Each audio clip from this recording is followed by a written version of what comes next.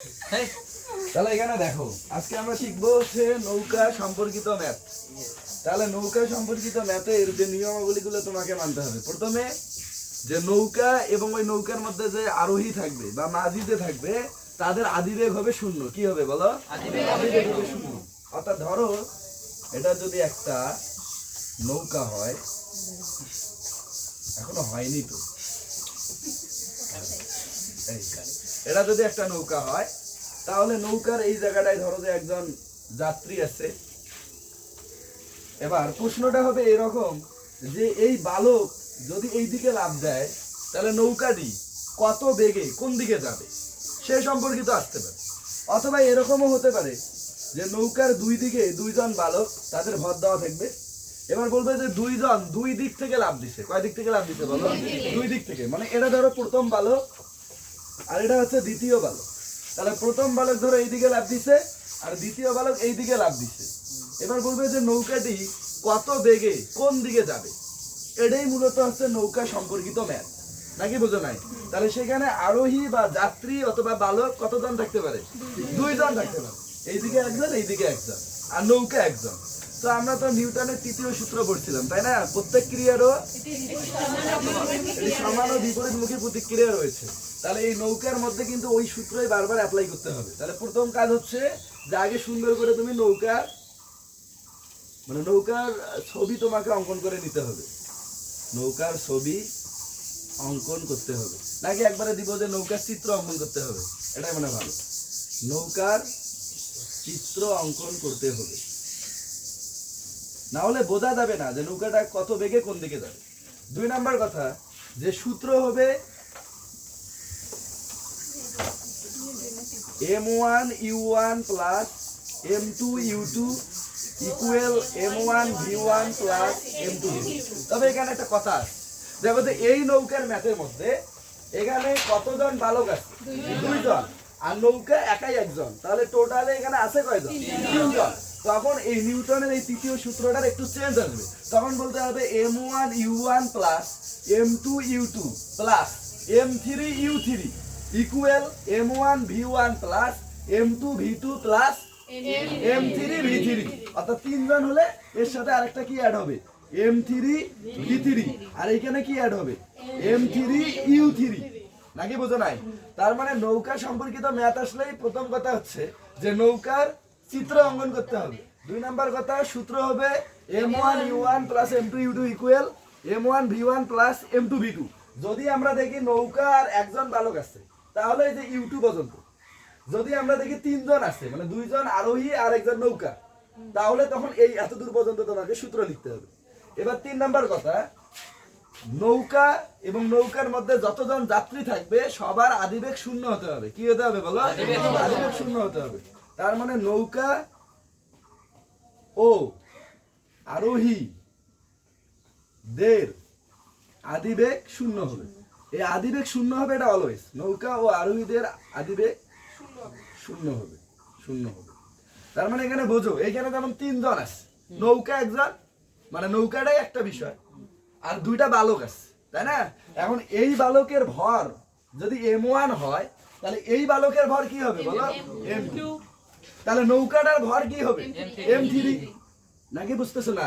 এখন তুমি যদি বলো যে না আমি এই বালকের ভরকে ধরবো m3, কিচ্ছু করার নাই, তোমার যেটা মন চায় তুমি সেটাই ধরতে পারবা। কথা কি বোঝা গিয়েছে?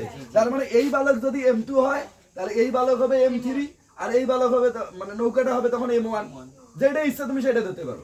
তাহলে আমরা যেহেতু প্রথম বালককে এক ধরছি, তাহলে এর আদিবেগ কি হবে বলো? u1। তাহলে এর শেষ বেগ কি হবে? v1। তাহলে নৌকার আদিবেগ কি হবে? u3 এবং শেষ বেগ কি হবে? v3।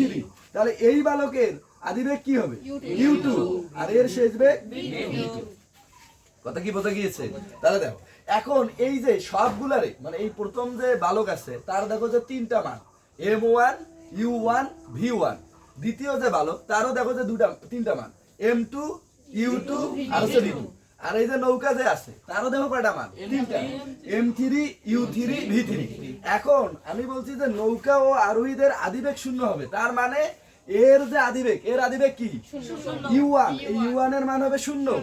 এর আদিবেগ কি? u3। এটারও মান হবে শূন্য। এর আদিবেগ কি u2, তাহলে এই u2 এর মানও কি হবে 0, এটা ফিক্সড। কথা কি বোঝা গিয়েছে? তাহলে আমি কি বলছি যে প্রথমে নৌকার চিত্র অঙ্কন করতে হবে। সূত্র হবে m1 u1 plus m2 u2 equal m1 v1 plus m2 v2। মানে কতজন আছে তার উপরে এটা ডিপেন্ড করবে। যদি 4 জন হইতো তাহলে এখানে হইতো m4 u4 আর এখানে হইতো m4 v4। নাকি বোঝো নাই? সর্বোচ্চ 3 জন দিয়ে আসে। এরপরে কাদের আদিবেগ শূন্য হবে? নৌকা ও আরোহীদের আদিবেগ শূন্য হবে। এবার সর্বশেষ কথা, এটা যদি তুমি ইউজ না করো তাহলে তোমার ইন টোটাল মানে পুরো অঙ্কটাই ভুল হয়ে যাবে। যে কি করতে হবে, এই দুইজন বালকের মধ্যে দেখো একজন বালক কিন্তু এই দিকে লাভ দিচ্ছে, তাই না বলো? আর একজন বালক এই দিকে লাভ দিচ্ছে, তাহলে দুইজন কি একই দিকে লাভ দিচ্ছে? তাহলে একজন দিচ্ছে ধরো ডান দিকে আর একজন লাভ দিচ্ছে কোন দিকে? বাম দিকে। এখন তুমি যদি ডান দিক থেকে প্লাস ধরে নাও, প্লাস যদি ধরে নাও তাহলে ডান দিকটা হবে কি বলো? মাইনাস। অর্থাৎ তুমি যদি বাম দিক থেকে মাইনাস ধরো তাহলে ডান দিক হবে প্লাস, অথবা তুমি যদি বাম দিককে প্লাস ধরো তাহলে ডান দিক কি হবে? মাইনাস। আর মাইনাস হওয়ার সাথে সাথে এই এদের যে মানগুলো দেওয়া থাকবে সেই মানগুলোর মধ্যে ওই বেগের মানটা পরিবর্তন করতে হবে।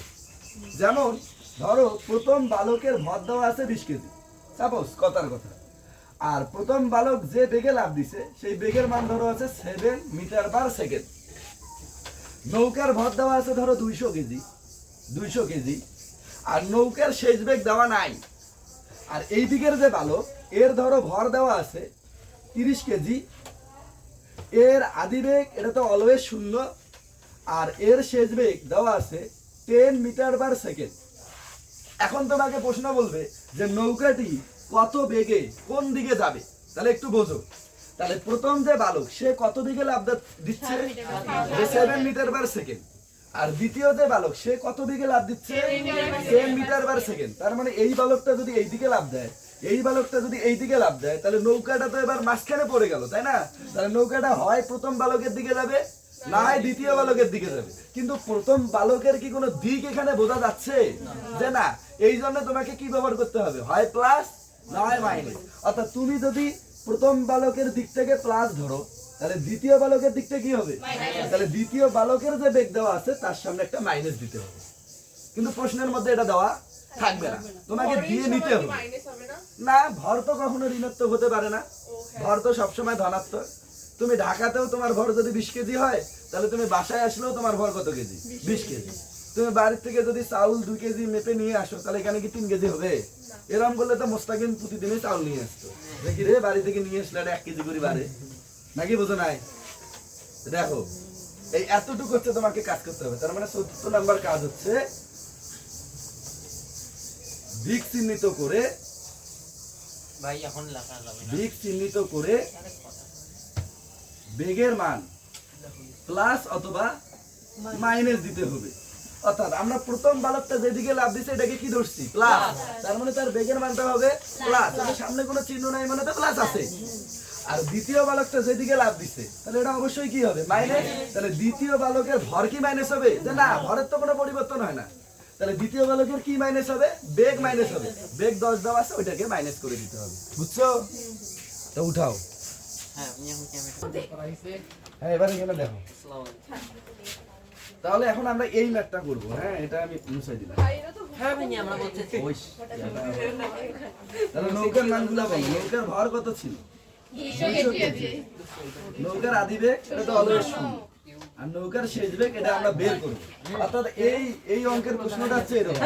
এখানে দেখো ওই যে এই একটা বালক এই দিকে লাফ দিছে আর একটা বালক এই দিকে লাফ দিছে। এই বালকটা যে এই দিকে লাফ দিছে তার বেগ কত? 7 মিটার পার সেকেন্ড। আর এই বালকটা যে এই দিকে লাফ দিছে এর বেগ কত? -10 মিটার পার সেকেন্ড। মানে এটা তো আমরা মাইনাস দিয়ে নিছি যে যেহেতু এই দিকটা ধনাত্মক তাহলে এই দিকটা কি হবে? ঋণাত্মক হবে, তাই না? এখন এটার প্রশ্ন হচ্ছে যে নৌকাটি কত বেগে কোন দিকে যাবে?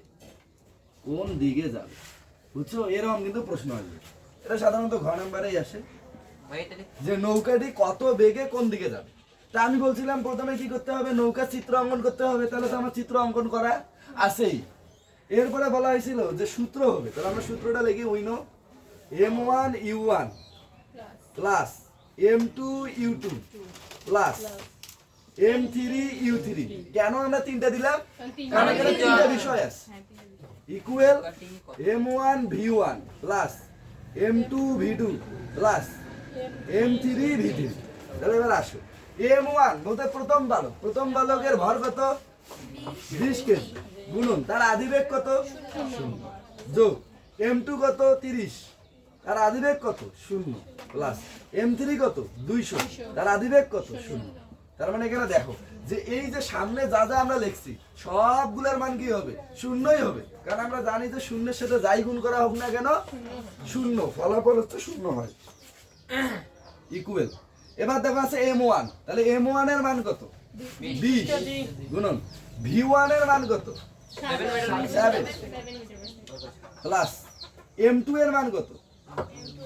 30 গুণন V2 এর মান কত? না, এবার বলতে হবে মাইনাস 10 মিটার পার সেকেন্ড, তার মানে হবে মাইনাস 10 প্লাস M3 এর মান কত? 200 আর V3 এর মান কত? যে বের করব তাহলে V3 যা আছে তাই। বুঝছো কি মান বসাটা? এখানে দেখো আগে, তাহলে এই যে M1 এর মান 20 আর U1 এর মান তো 0, আমরা সবগুলোতে 0 বসাই দিছি। এরপরে M1 এর মান 20, V1 এর মান 7 যা আছে তাই। এরপরে M2 এর মান 30 আর V2 এর মান দেওয়া কিন্তু ছিল 10, কিন্তু এটা যেহেতু বাম দিকে চলে গেছে আর বাম দিককে আমরা কি ধরছি? মাইনাস। এই জন্য এই 10 এর সামনে আমরা কি দিয়ে নিছি? মাইনাস দিয়ে। এটা কিন্তু প্রশ্নের মধ্যে দেওয়া থাকবে না। কথা কি বোঝা গিয়েছে? তাহলে এবার দেখো, তাহলে এই যে ইন টোটাল যে ব্যাপারটা, এটা তো 0, এটাও 0, এটাও 0, আর শূন্যের সাথে 0 যোগ করলে 0ই হয়। এবার এই 20 এর সাথে যদি 7 গুণ করি তাহলে 140। এখানে দেখো এটাকে প্লাস আর এটা কি? তাহলে প্লাসে মাইনাসে, তাহলে 30 এর সাথে 10 গুণ করলে 300 প্লাস 200 V3, কারণ V3 এটা তো চলক আর 200 এটা তো সংখ্যা, তাহলে সংখ্যার চলক গুণ করলে যা আছে তাই হয়, নাকি বুঝো নাই? এখন এখান থেকে আমরা কার মান বের করব? V3। তাহলে এখন V3 কোন দিকে আছে? বামে নাকি ডানে? ডানে। তাহলে একে কোথায় নিয়ে যাবো? তাহলে এই পুরো অংশটাকে আমরা এদিকে উঠে নিয়ে আসবো। তুমি চাইলে এখানে আবার 140 এর থেকে 300 বাদ দিয়েও পুরো বিষয়টাকে নিয়ে আসতে পারো। তো তাই কি করবে, নাকি আগে পুরোটাকে নিয়ে আসবা? 300 থেকে মানে আমরা বাদও দিব আবার নিয়েও আসবো, এটা করবে নাকি শুধু নিয়ে আসবা? ওকে, তাহলে এখন দেখো যে এই 140 এর সামনে কি আছে? প্লাস। তাহলে এটা আওয়ামী লীগ, তার মানে আওয়ামী লীগের কত জন? 140 জন। আর বিএনপির? তাহলে বেশি কে? কত জন বেশি? 160 জন। তার মানে মাইনাস 160 প্লাস 200 V3 ইকুয়াল আছে 0। তাহলে বলো এইখানে এইদিকে আসছে তো নাকি মাইনাস হয়েছে? যে না না, এই 140 এর থেকে 300 বাদ দিলে মাইনাস 160 হয়। আমরা এখানে কোনো চিহ্নের পরিবর্তন করিনি, এই পুরো অংশটাকে এইদিকে নিয়ে আসছি। তাহলে এবার মাইনাসের 160 যদি আমরা ডান দিকে নিয়ে যাই তাহলে কি হবে?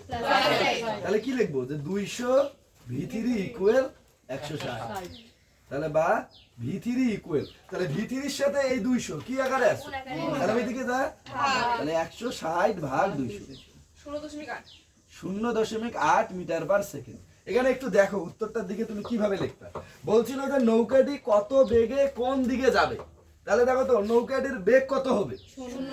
0.8 মিটার পার সেকেন্ড অথবা 0.8 মিটার পার সেকেন্ড, কিন্তু কোন দিকে যাবে এটা কি বোঝা যায়? তাহলে এখন দেখো এই 0.8 এর সামনে কোনো চিহ্ন নাই, মানে কি? প্লাস। প্লাস কোন বালক? প্রথম বালক নাকি দ্বিতীয় বালক? প্রথম বালক। তার মানে বলতে হবে নৌকাটি 0.8 মিটার পার সেকেন্ড বেগে প্রথম বালকটি যেদিকে লাফ দিয়েছে সেদিকে যাবে। বুঝছো কি? যে আমরা কিভাবে বুঝলাম? আর যদি এখানে মাইনাস আসতো তাহলে বলতে হবে যে নৌকাটি 0.8 মিটার পার সেকেন্ড বেগে দ্বিতীয় বালকটি যেদিকে লাফ দিয়েছে সেই দিকে যাবে। আর এক্ষেত্রে নৌকাটি কার দিকে যাবে? প্রথম বালকের দিকে। এই এতটুকু। ধন্যবাদ ভাই, দেখো ভাড়া ভাড়া